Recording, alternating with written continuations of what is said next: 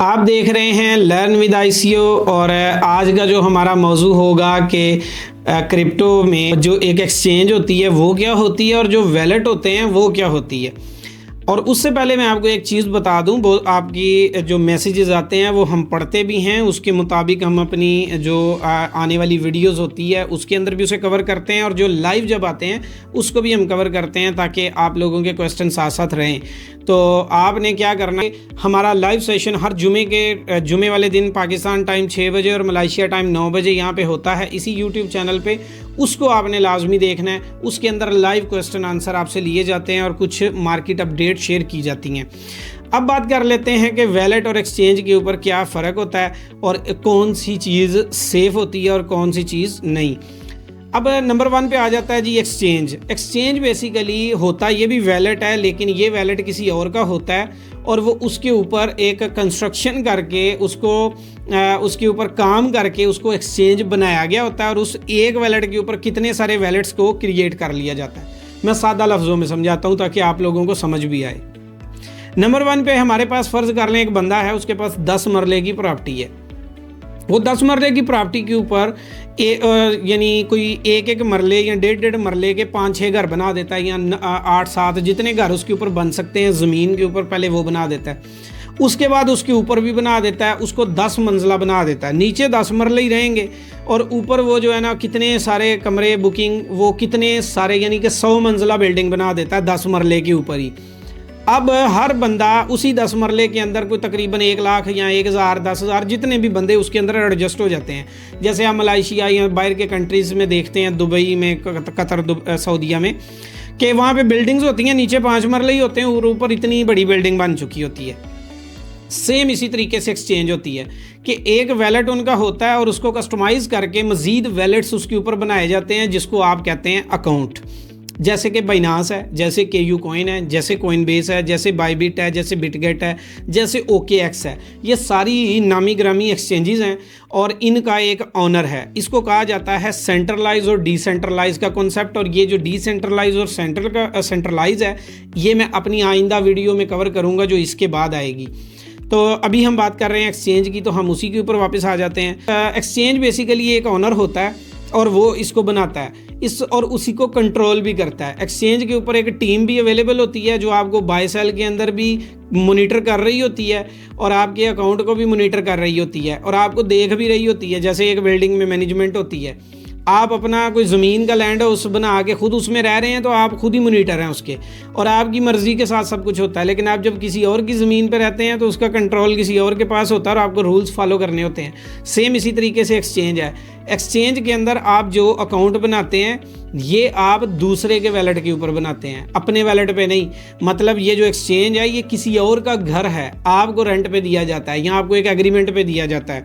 तो इसी तरह किसी भी एक्सचेंज पे बनने वाला जो अकाउंट है वो आपका तब तक है जब तक आप उसके रूल्स को वायलेट नहीं करेंगे।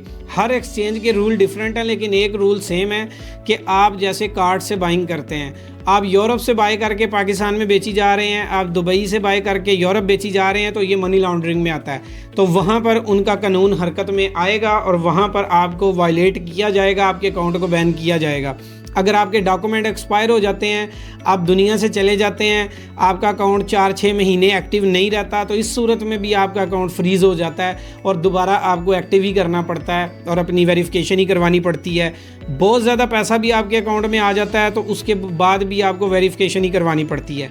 और अगर एक्सचेंज ही भाग जाए, यानी एक्सचेंज है तो वो डिफ़ॉल्ट कर जाए, जैसे FTX कर गई थी, जैसे लूनो वाला कॉइन कर गया था, तो उस सूरत में आपका पैसा भी कोलैप्स हो जाता है। मैं सादा और भी आसान लफ्ज़ों में समझा देता हूँ। जैसे बैंक है तो बैंक के अंदर आप जो पैसा रखते हैं आपको चेकबुक दे दी जाती है और ATM कार्ड दिया जाता है, लेकिन पैसा तो बैंक के कंट्रोल में होता है। और अगर बैंक की कोलैप्स कर जाए, बैंक की डिफ़ॉल्ट कर जाए तो आपका पैसा नहीं मिलता।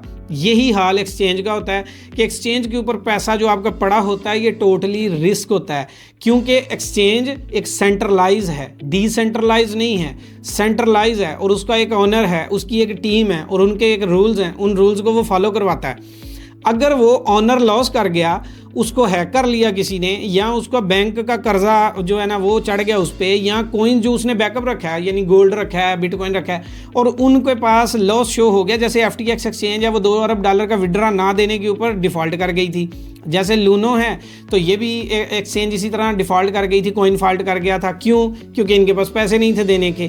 तो जो एक्सचेंज के ऊपर होता है वहाँ पे ये हिसाब होता है कि आपका पैसा सेव नहीं होता, आप रिस्क पे होते हैं क्योंकि किसी और के वैलेट में होते हैं। अब आ जाओ जी वैलेट एक होता है जी ऑनलाइन फॉर्म में, एक USB की फॉर्म में, एक हार्ड वैलेट होता है, एक सॉफ्ट वैलेट होता है। तो मैं सादा लफ्ज़ों में बताता हूँ कि एक ऑनलाइन जिसे आप सिर्फ गूगल प्ले स्टोर से डाउनलोड करते हैं और उसे यूज़ करना शुरू कर देते हैं, और एक वो होता है जिसमें आप USB लेते हैं और USB लेके तो उसमें आप जो है ना ये काम करते हैं, यानी कि उसको ख़रीदते हैं और उसकी खुद से की जनरेट करते हैं। अब यहाँ पे क्या होता है, यहाँ पे आपकी ज़मीन है और आप खुद ही ख़रीदेंगे और ख़ुद ही सब कुछ बनाएंगे।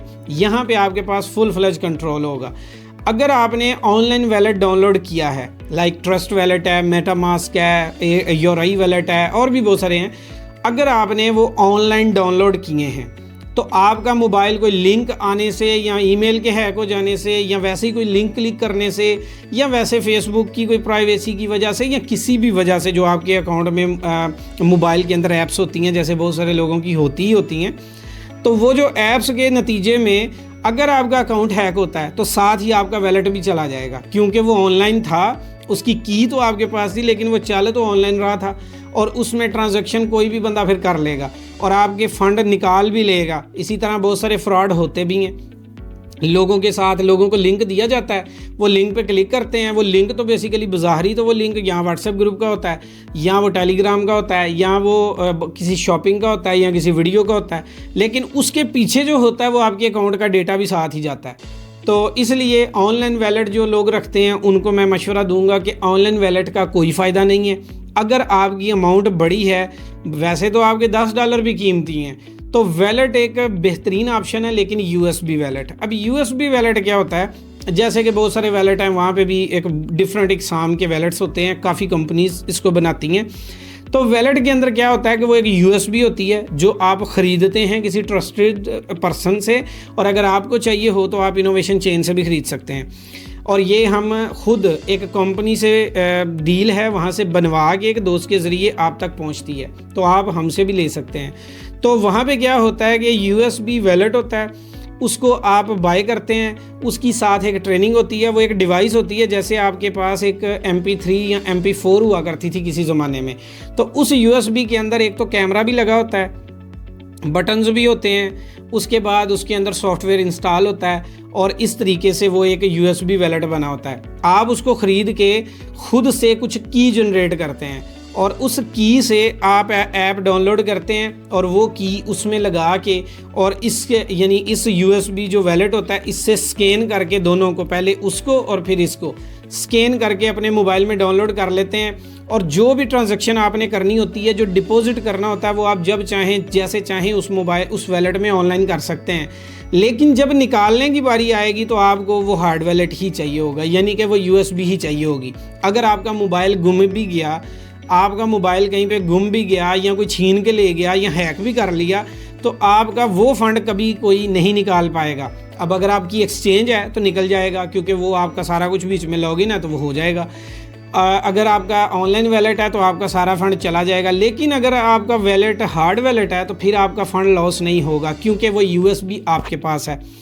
मिसाल के तौर पे USB आपसे गुम जाती है और की रह जाती है, तो आप USB को नए सिरे से बाय कर सकते हैं और वो की उसके साथ इंस्टॉल करके दोबारा रिप्लेस कर सकते हैं। तो इसलिए जो सबसे सेफ़ वे है वो वैलेट है।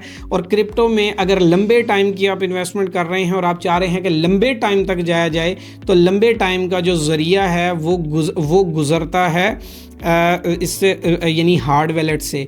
तो हार्ड वैलेट क्रिप्टो की जो असल रूह है, जो असल होल्डिंग है, वो हार्ड वैलेट है। तो आपको ये वीडियो कैसी लगी तो ये कमेंट में ज़रूर बताइएगा। और दूसरा ये कि ये चैनल को फॉलो करना नहीं भूलना, ताकि आप आने वाले जो वक्त में जो डिफरेंट तरह की हमारी वीडियोज़ होंगी उसको देख पाएंगे, जान पाएंगे और इस तरह का नॉलेज ले पाएंगे।